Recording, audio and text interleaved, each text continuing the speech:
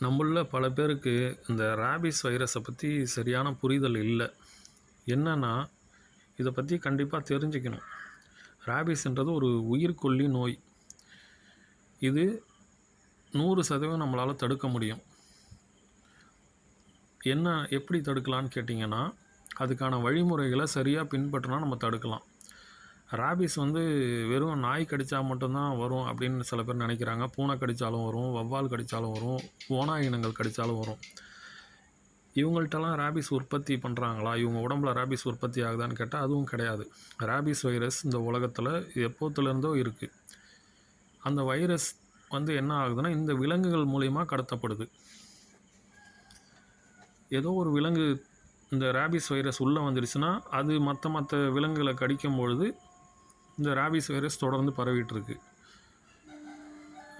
ஒரு நாய் இருக்குன்னா, அந்த நாய் பிறந்ததுலேருந்து சாகிற வரைக்கும் அது உமிழ்நீரில் 10% ரேபீஸ் இருக்குன்னெலாம் சில பொய்யான புரட்டுகள்லாம் இருக்குது.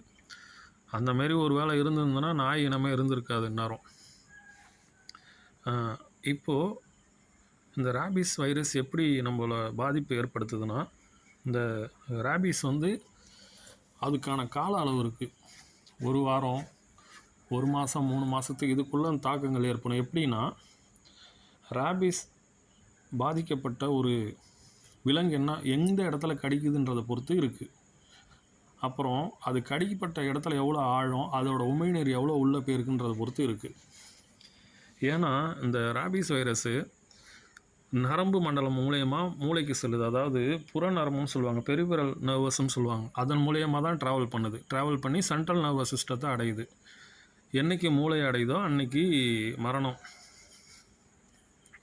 அப்போ ஒருத்தவங்களை காலில் கடித்தா அதோட ட்ராவலிங் டைம் கொஞ்சம் நாள் எடுக்கும். இதே கழுத்து பகுதியில் கடித்தா சீக்கிரம் பாதிப்பு ஏற்படும். இப்போது நம்ம நாய் கடிச்சிடுச்சுன்னா அல்லது ரேபீஸ் தாக்கத்தால் பாதிக்கப்பட்ட விலங்குகள் நம்மளை கடிச்சதுன்னா அந்த இடத்த நல்லா தண்ணி போட்டு கழுவணும். அடுத்து என்ன பண்ணால், முறையான தடுப்பூசியை சரியான கால இடைவேளையில் எடுக்கணும். சில பேர் தடுப்பூசி போட்டு மரணம் நிகழுது. அதுக்கு என்ன காரணம்னா, அவங்க உடம்புல தடுப்பூசி செலுத்தி ஒரு 20 நாளாச்சும் ஆகும் அது வேலை செய்கிறதுக்கு. அதனால தான் இப்போ ரேபீஸ் இம்யூனோகுளோபுலின் ஒரு இன்ஜெக்ஷன் இருக்குது. அது என்னென்னா, கடிப்பட்ட இடத்துல அதை சுற்றி போடுவாங்க. அதனால் என்ன ஆகும்னா, அந்த ரேபீஸ் வைரஸ்லாம் நியூட்ரல் ஆக ஆரம்பிக்கும். அதோட வீரியமாக போகிறத குறைக்கும். இதனால் அந்த தடுப்பூசி வேலை செய்கிறதுக்கு ஆன காலம் அதுக்கு சரியாக கிடைக்கிறதுனால இது இப்படி வேலை செய்யுது.